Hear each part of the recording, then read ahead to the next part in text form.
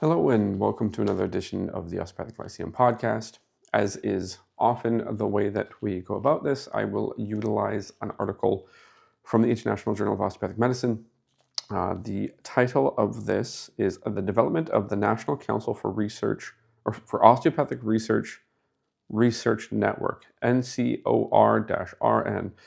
a qualitative focus group study of osteopaths' views. So once they say qualitative, what they're really looking for is to aggregate essentially verbal data, data describing qualities. This means that there is no agreed upon scale which a quality can be turned into a quantity. So you can't take the qualitative description at this point and turn it into a number so that it can be applied in an abstract way. So that's a real quick overview of what that is pointing to. So they ask people for their opinions on research. So this is the abstract. So to be clear, I do not see the full text of the paper. To be clear, that means that anything I am saying is definitely missing information, but I think it points in a general direction well enough that there is value in utilizing the abstract. So the first thing that I'll read here is the implications for practice. There is a need to campaign and educate the osteopathic profession about the benefits of engaging in research. So there's an opportunity to make an axiological statement here. So the people who performed this qualitative research fundamentally believe they made an axiological choice. They have value. They claim value in the benefits of engaging in research. So osteopathic practitioners, they say, should engage in research activity. Totally fine, but just to be clear, that's their value-based proposition or their value judgment.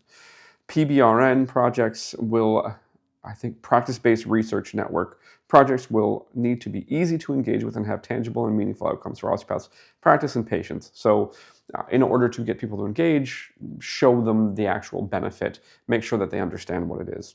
A PBRN could narrow the research practice gap, improve communication between clinicians, and promote the recognition of osteopathy. So they're trying to make a call for research to further improve maybe the outside view of osteopathy, and I think I'm quite happy with that idea, with that axiological judgment, with that value-based judgment. I'm completely okay with that. So I'll read the abstract now. So that was the implications for practice. I'll read the abstract.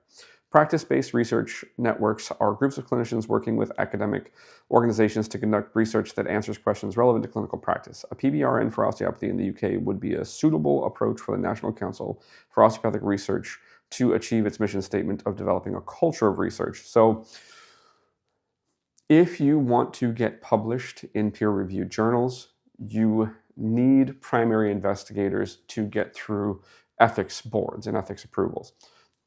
I have no problems with that. I am not a personal fan of how those things function. I see the value in their fundamental agreement or the fundamental value proposition that an outside source is judging whether or not you're going to bring harm to those involved in your research. So I think that's exceptionally valuable. The practice-based research networks do not necessarily have to get their stuff published in peer-reviewed journals. They could generate their own publication process. However, in the UK, because osteopathy is regulated and part of the general healthcare system there, then they would be subject to the regulatory process. And this, in the UK context, completely understandable, very, very meaningful, very useful. Whereas, say, in Canada, where it's an unregulated profession, you may have a bit harder a time getting partnered up with research networks or with academic institutions, because the particular person who would act as your PI or your primary investigator would actually have to be interested enough in osteopathy to onboard you and take responsibility for some of that. So it may be harder, not impossible, but harder, say, in Canada. Such that if you are in a circumstance like in Canada, if you do research and you purposely overlay ethical standards on yourself, and then you would publish yourself as opposed to going through a peer-reviewed network or peer-reviewed journal rather, then you can still achieve the same ends, but you have to take on the responsibility to be an ethical actor such that you are not bringing harm to those involved in your research. That is exceptionally important. So then to continue to read from the abstract, the objective, we aim to explore osteopaths' view on the utility of creating a PBRN and to identify barriers and facilitators to their involvement in a PBRN. Okay, pretty simple, straightforward thing. What would help you do this? What would turn you away from this? Methods, to read again. Focus groups were conducted as part of a free CPD day advertised nationally to tell all osteopaths to collect qualitative data. A reflexive thematic analysis framework was used to develop themes from the data.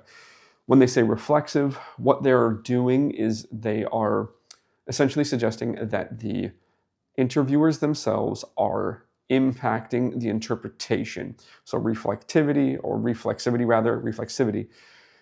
essentially is the researcher in a qualitative setting identifying factors about themselves that are going to impact how their data is interpreted. I think that's completely reasonable.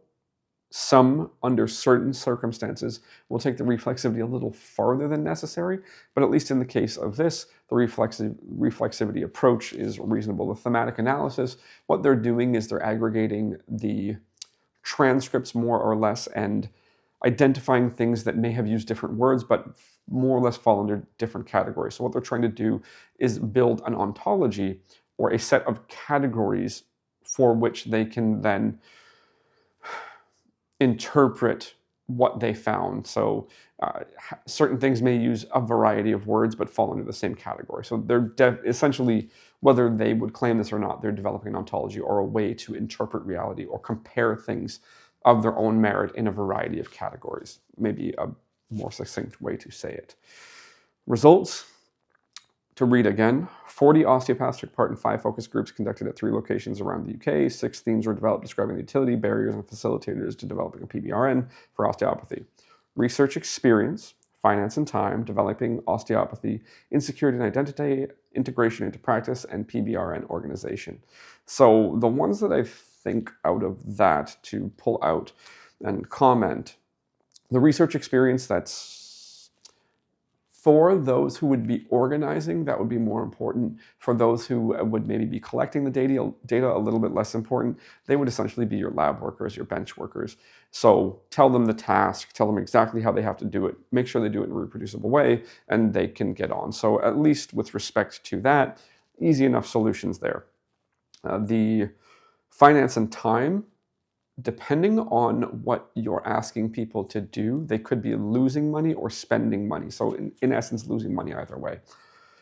That's real. The time, if you've got a busy practitioner, they probably don't have the time. So what you would want to do for a busy practitioner is integrate it in such that they could literally just make a really quick note, a very, very simple note to gather data that could be sent up. So some practitioners have more time to offer you, some have less time to offer you.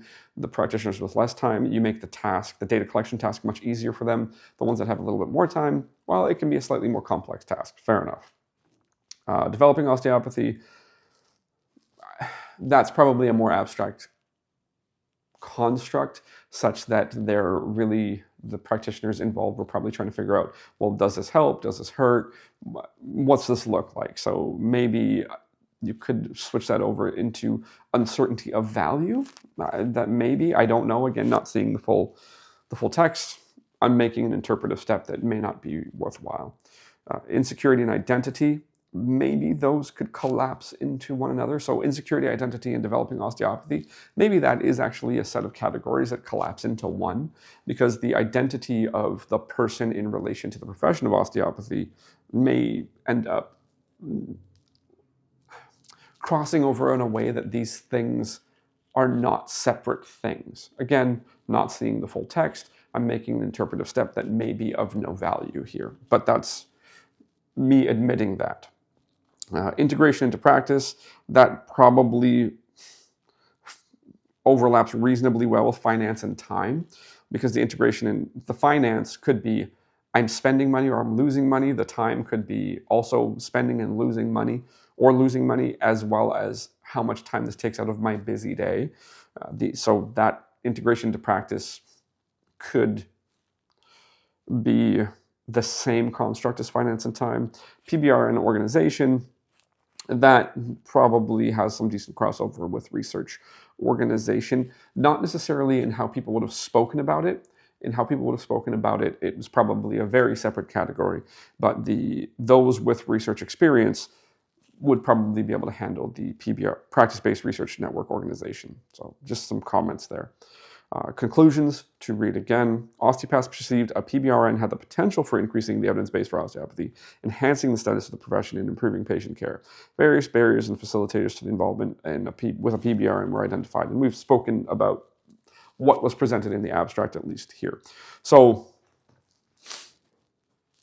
to possibly add food for thought, not absolutely insight, but what I would call food for thought. If you are trying to figure something out, depending on what you're trying to figure out, you can disperse the data collection amongst a lot of practitioners in as simple a way as possible, because what you're really looking at, say as an analog, is how your lab runs. If your lab has a dispersed network of a very, very simple task, then you can get large data. If it's a more complex task, you need people with more time and more skill and more training in that specific complex task. And that becomes harder on finance and time.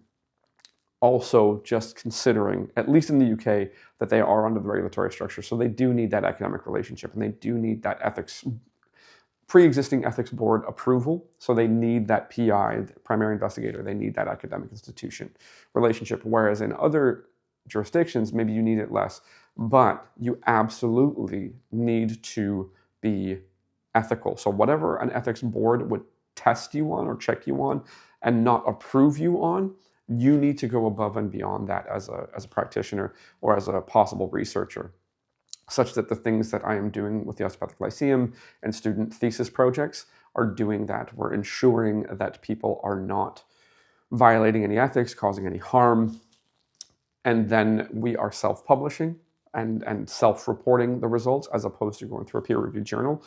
So there are multiple ways to do this, but if you are in a regulated circumstance, then definitely, as these researchers noted in the qualitative setting in the UK, they absolutely need that academic institution relationship. So the food for thought is research can be done.